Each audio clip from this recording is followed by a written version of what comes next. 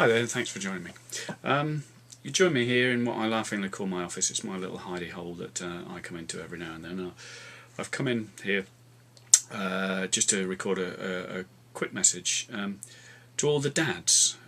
So, ladies, if you'll excuse us, this one's just for me and the guys, really.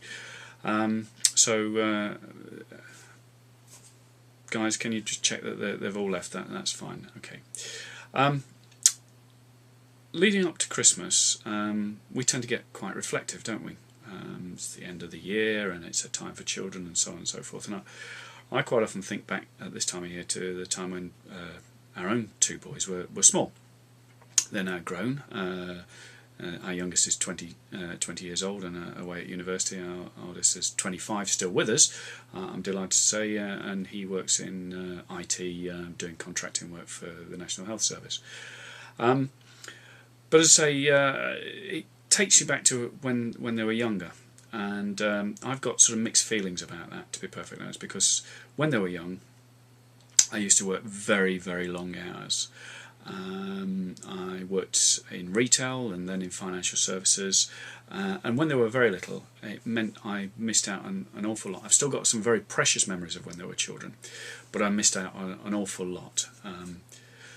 School plays, nativity plays at this time of year, a common thing, but sports days, that sort of thing, things that are important, and things that, unless you're there, yes, you can look at photographs and that sort of stuff, but unless you're there, you haven't actually got the memory of being there at that time, and it's important that you are there for your kids.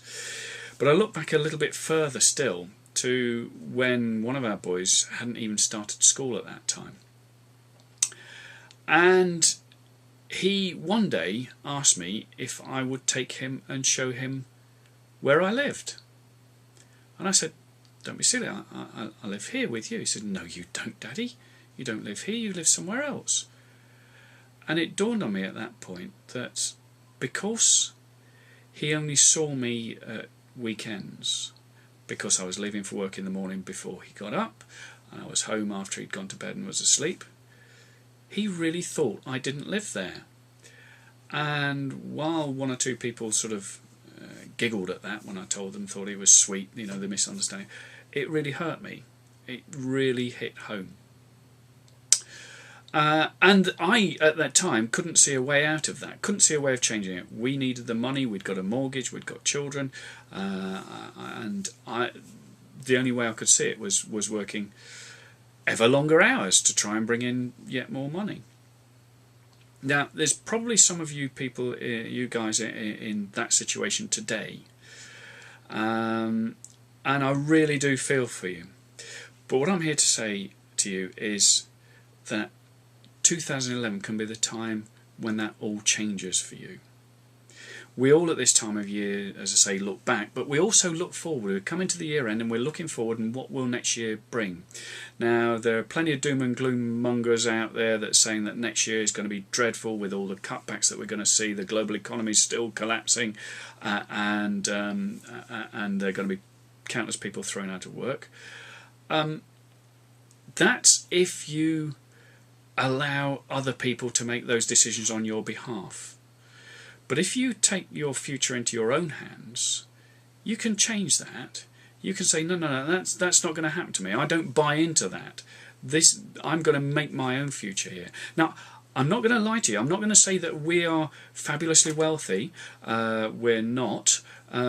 But what we are able to do is work from home, work when we want, for how long we want. If we're away for a weekend, we can carry on working, or a week, or on holiday. Because we've got the internet access, we can carry on earning. So what I'm not here to do is make promises of vast riches. They are there to be had, but I'm not going to promise that. Fast cars, big houses, that sort of stuff. I'm not promising that because that's not the sort of stuff we were after. We were after time freedom. And we found it. We work very closely with the Six Figure Mentors. If you've read our blog, you'll have seen that. And they've helped us develop to the point whereby we have that choice in our lives.